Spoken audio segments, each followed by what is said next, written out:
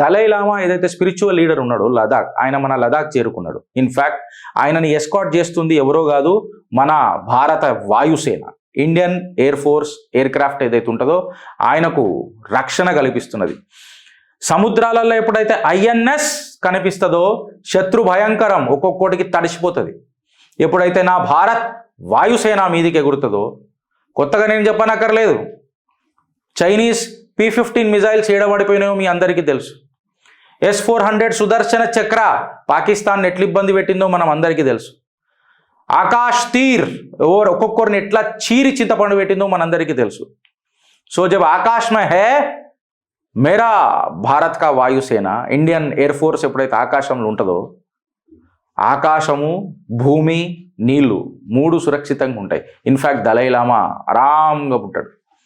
Union ministers Kiran Rijiju, in fact Tibetan autonomy కూడా ఇవాళ Tibet అనేది చైనా ఆక్యుపైడ్ టిబెట్ కదా, అసలు మా భూభాగాలు టిబెట్తో ఉన్నాయి కదా, చైనాతో నేడున్నాయి అని చెప్పి డైరెక్ట్ దలైలామాకు సపోర్ట్ చేసి మాట్లాడారు.